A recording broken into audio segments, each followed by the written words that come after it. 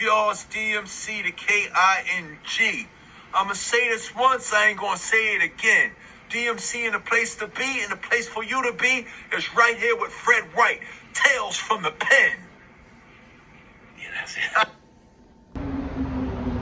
Okay, people, I'm back. Fred White, Tales from the Pen. If you're new to the channel, go down and hit the subscribe button.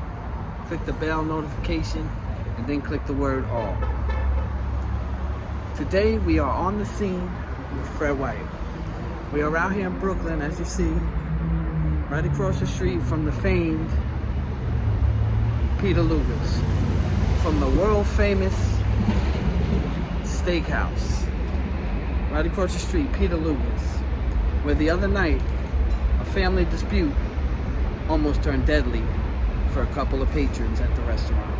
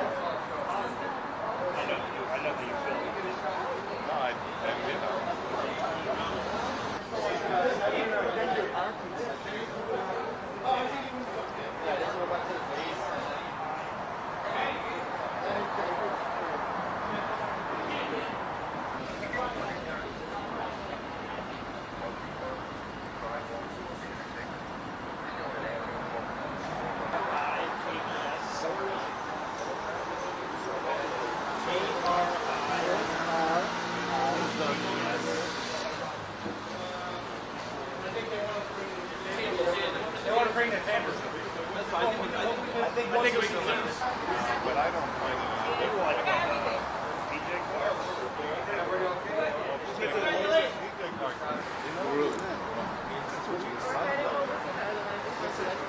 Okay. All right. Thank you.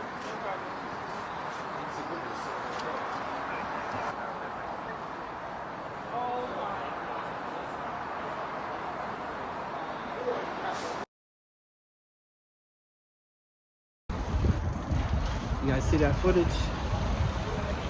That was footage from the scene from the other night. Now we are walking underneath the awning, and it was about here where bullets started flying. But they didn't start flying from the restaurant itself. They came flying from across the street where I was.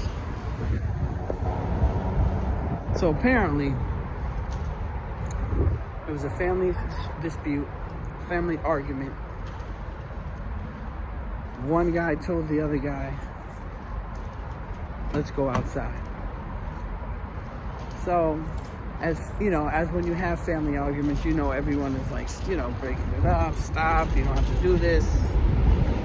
But apparently, when they went outside, one of the participants went across the street and started shooting recklessly as people were sitting outside eating their food. He missed his intended target. So missed his intended target, shooting all wildly from across the street like he Jesse James or something, and hit two innocent people who were just having dinner. One was a 57-year-old man. He was shot in the stomach. And one was, I believe, 30, and he was shot in the shoulder. Innocent people who were just here to come to the world-famous Peter Lugers Steakhouse, which is literally world-renowned. One of the only Michelin rated steakhouses in New York. Very famous. Been here, I believe, since 1887. Been here since 1887. But originally, couple quick facts for you. It wasn't always called Peter Lugers. Originally, Peter Lugers was called Carl Lugers. Okay? Peter was the actual owner, where Carl was the actual chef, and he ran the place. So they named it Carl Lugers. And originally, it had bowling and pool tables and things of that nature. Yeah. And again, Peter was the actual owner, but they named the restaurant after Carl. Carl was his nephew. So, you know, later on it changed. I believe Peter Lugers died in 1941. Somebody else came in who loved the restaurant and who would always eat there. They bought the restaurant, and Peter Lugers' legacy lived on. But it's been here since 1887. You know, in his first few years it was very rough, but what happened is in 1903, you see this? Can you guys see that over there? See that? We're gonna walk to it. That's the Williamsburg Bridge, right? So the Williamsburg Bridge was built in 1903. And once the Williamsburg Bridge was built, and it's right here, you see the Williamsburg Bridge? See it? Once the Williamsburg Bridge was built, a lot more business started coming this way for this little steakhouse / billiards / bowling place. You know, just little quick facts about Peter Lugers.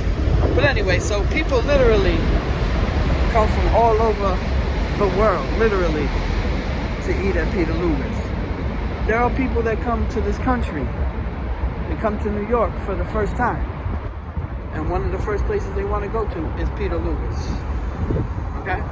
A lot of tourists, a lot of stars, a lot of rappers,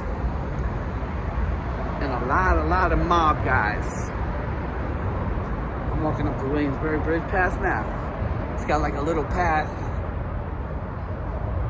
It's pretty cool. I've never been over here. But anyway, a lot of mob guys.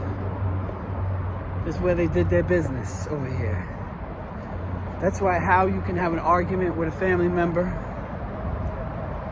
and how you think you can get away. Come outside and shoot and then get away. And he got caught 2 blocks away. You see in one of the photos, you see the gun also. He tossed the gun, which they caught the gun. And got caught 2 blocks away. You have to understand that being that it was a known like mob establishment,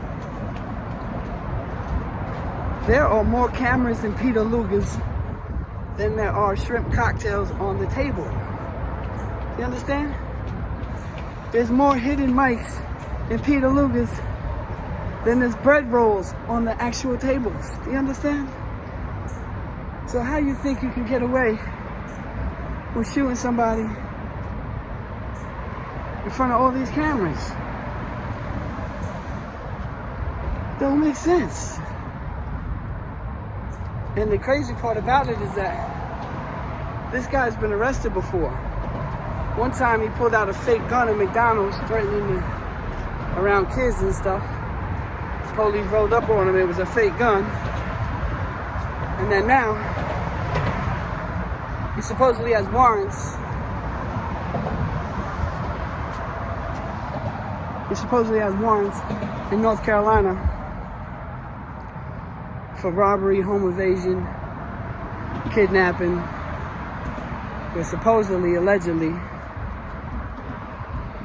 he put a gun to somebody's head, tied him up, and robbed him. So,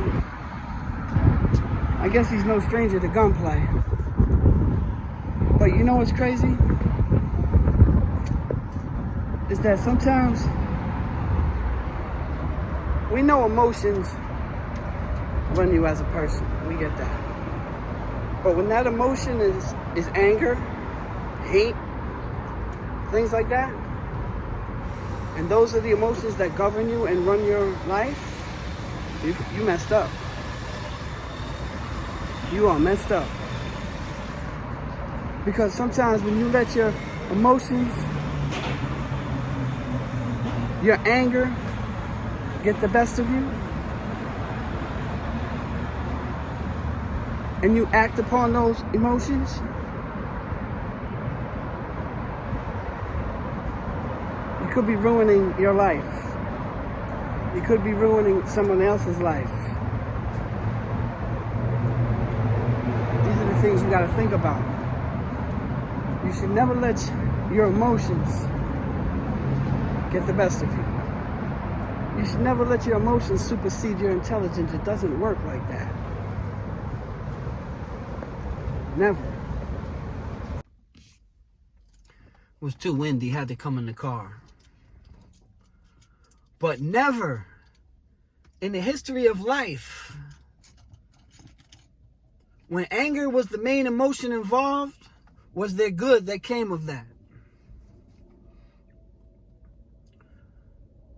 Because when you act or react, and again, anger is the main emotion in your life, then you're headed down the wrong path. You're headed for a life of problems. Eventually, you do not want to have to come to that for what moment. Let me explain what a for what moment is. The for what moment is when you react and do something to somebody based off some anger.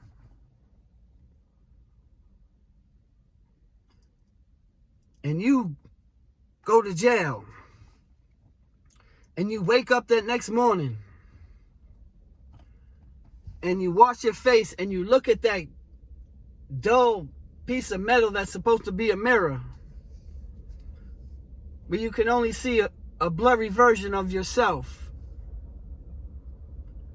But as you look into that blurry mirror of yourself and reflection of who you are, you're going to look in yourself in the face and you're going to say, damn, for what?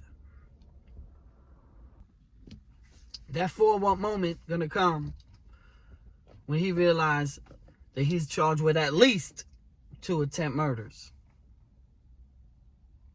At least 2. It could be 3. Now you might be saying, Fred, but he only shot 2 people. That's correct.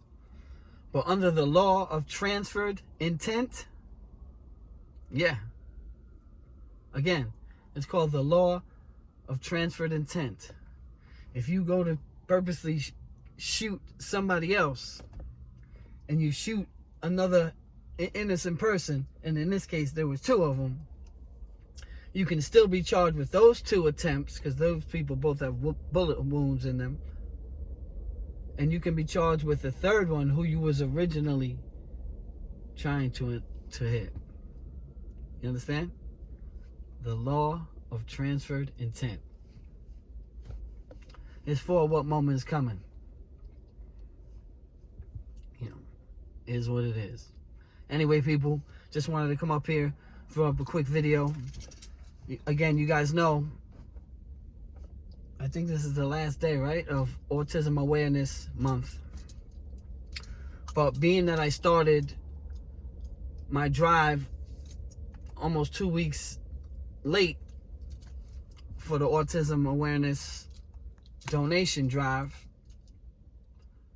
which I'm doing for Francis of Biola School in Brooklyn, who deal with kids with learning disabilities, maybe cerebral palsy, autism, things of that nature. And we're raising money. It was supposed to be for the month, but again, I didn't do it the first 2 weeks. So we're going to do it till May 15th. That's what we're going to do it to. And if anybody's interested in donating for the cause, it's Talesfromthepen is my Cash App. I'll put it in the description. or my PayPal is Talesfromthepen 5279. Again, Tales from the Pen, Cash App. It's the same thing as my Instagram, Tales from the Pen. If anybody feels like donating, please, it's for a good cause. Every dollar is going to the school, who is a non-for-profit organization who rely on donations and volunteerish work. So it's going for a good cause. So if anybody wants to donate, I'll shout you out, as I've been doing, as everybody's, been donating. I've been shouting you out in my videos. So, oh, Reggie Shade. I seen Reggie Shade send something yesterday. Shout out, Reg. Yeah, we're well over the $1,000 mark. So, and we only started 2 weeks ago. So we still got 2 more weeks, people. Again, it's for a good cause. And we about that positivity over here. All right, people, you already know the motto. Experience is the greatest teacher. But somebody else's experience can be just as valuable if you pay attention and listen. And on that note, people, Fred White, signing off.